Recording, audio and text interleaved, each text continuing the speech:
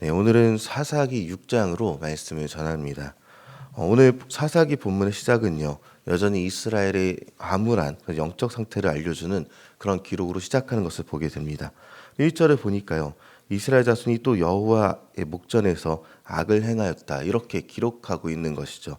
그래서 하나님은 이스라엘을 다시 미디안에 넘겨주었다라는 것이 본문에 있습니다. 그리고 그 시험의 정도가 어떠한지를 알려주고 있는데요.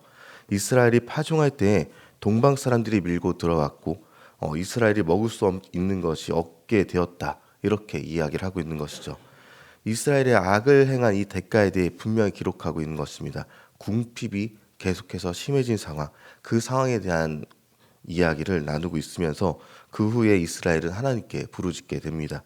오늘 본문에서의 부르짖음이 회개인지 혹은 그저 하나님 제가 어렸습니다, 살려주십시오라고 말하는 것인지는 이제 따로 기록하고 있지는 않지만, 아직은 하나님을 의식하고 있는 상태이긴 하며 아직은 하나님께 부르짖고 있다라는 그 사실을 보게 됩니다.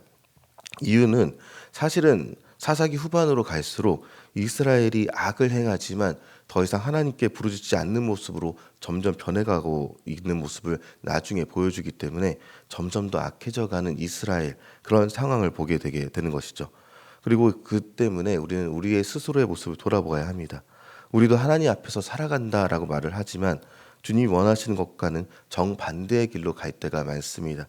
그러면서 하나님을 찾다가 돌아오고 또 잊어버리고 마음대로 살다가 다시 어려움이 찾아오게 될 때 주님을 다시 찾고 회개하며 도와달라고 이렇게 얘기할 때가 있죠. 그러다가 이것이 반복되고 또 반복되다가 이제 하나님을 찾는 마음도 없어져 가고, 그리고 돌아보건대 그냥 힘들다고 외치고만 있는 모습이 아닌지 그렇게 걱정이 되는 모습으로 나타날 때가 있습니다. 그래도 하나님께 붙어 있어야 하는데, 그래도 주님이 책임져 주시면 알아야 하는데 우리는 이것을 잊고 살아갈 때가 많다는 것이죠. 사실 오늘 본문에도 그런 상황 가운데 하나님께 부르짖는 이스라엘의 모습이 있었습니다.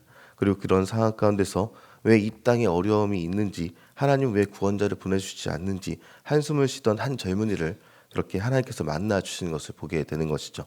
사사기 6장에 보면 여호와의 사자가 기드온을 찾았다라고 이야기를 하고 있습니다.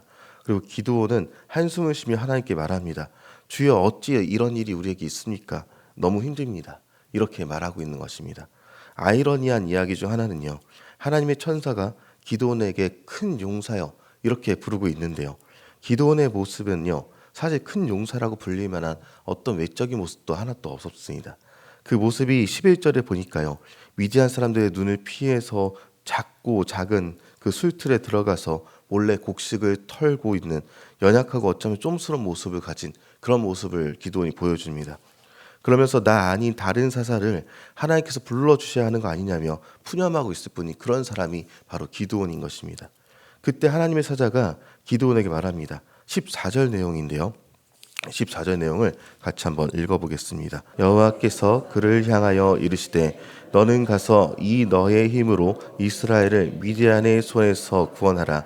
내가 너를 보낸 것이 아니냐 하시니라. 아멘. 네, 불평만 하고 왜 이런 상황이 왔습니까? 이렇게 말하고 있는 기드온에게 하나님의 사자가 말하는 것은요, 내가 너를 불렀다, 내가 너를 부르러 왔노라입니다. 내가 세사다라고 말하고 있는 것이죠. 이 모습을 보면서 어쩌면 제가 이런 자세를 갖고 있었던 것은 아닌지 그런 생각이 들 때가 있습니다. 뭔가 세상이 주여 이상합니다.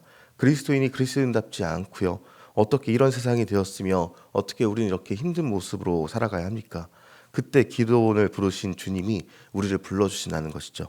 이 땅에 하나님의 공의가 제대로 세워지지 않는 것을 본다면 공의를 세우는데 내가 너를 사용할 것이다 라고 주님이 우리를 불러주시고 말씀해 주신다는 것입니다. 오늘 본문의 기도는요, 이런 말을 들으면서도 여전히 핑계를 댑니다. 자기 가문은 므낫세 가문 중에 가장 약하고 또한 스스로도 형제들 가운데 가장 어리다, 그렇게 대답하고 있는 것이죠. 그런데요, 바로 이전의 사사들을 보면서 알 수 있는 것이 있다면요, 온니엘도 그랬고요, 또 에훗이나 상갈 모두 자신의 힘이 강하여서 사사로서 세움 받은 사람들이 아니다라는 것입니다. 그 후에 여인이었던 드보라나 야일 모두 약하지만 하나님이 사용한 사사들이었습니다. 특별히 힘이 있고 특별한 능력이 있어서 사사로서 사용한 것이 아니라 하나님이 그저 사용하시니까 사사로서 이스라엘을 구원하는데 사용이 되는 사람들이다라는 것이죠.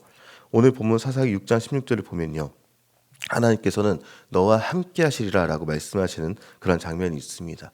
하나님이 함께 하시면 내 힘이 약하든 능력이 있든 없든 중요치 않다는 말씀을 계속해서 이어서 하고 있는 것이죠. 이런 말씀을 듣고도 기드온은 어떤 모습을 보였냐 하면 여전히 믿음 없는 모습을 보입니다.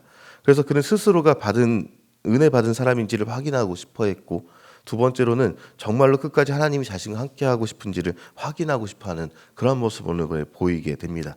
그렇기 때문에 증표를 구하고 있는 것이죠. 기드온이 예물을 가지고 나왔고 하나님은 천사를 통해서 표적을 보여줍니다.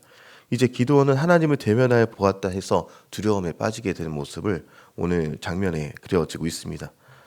두려움에 빠진 이유는 한 가지입니다. 죄 많은 인생이 거룩하신 하나님 앞에 설 때 죽음을 피할 수 없기 때문에 그렇죠.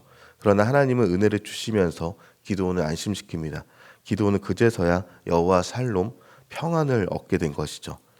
기드온은요, 가장 작은 자의 모습 가운데 있을 때 지극히 큰 용사다라는 이런 칭호를 받았지만 어떠한 군사적 훈련도, 어떠한 군대도, 어떠한 마병도 주어지지 않은 상태였습니다. 하지만 그 기드온은요, 하나님께서 불러주신 그 순간 세상 누구보다 평강이 가득한 모습으로 변화하게 된 사람이 되었죠. 그래서 세상의 두려움을 극복하고 하나님에 대한 두려움과 경외감으로 변화된 그곳에서 제단을 쌓고 여호와 살롬, 곧 여호와는 평강이시다라는 삶의 이정표를 재정립하게 되는 것이 바로 기드온의 모습입니다. 예수님께서 돌아가신 후에도요, 그를 따르던 제자들이 공포에 질려 모든 문을 닫고 숨은 적이 있었습니다. 이때 예수님께서 부활하셔서 공포와 좌절에 굳게 잡혀서 숨죽이고 있는 제자들에게 나타나서 하신 말씀이 있습니다.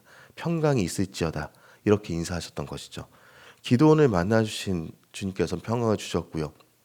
그리고 제자들을 만나주신 예수님께서는 평강을 선물로 주셨습니다. 그리고 마찬가지로 주님 우리에게도 오십니다. 주님 우리에게 말씀하시기를 너희가 평강하게 있느냐, 평안하고 있느냐, 그렇게 물어보신다는 것이죠.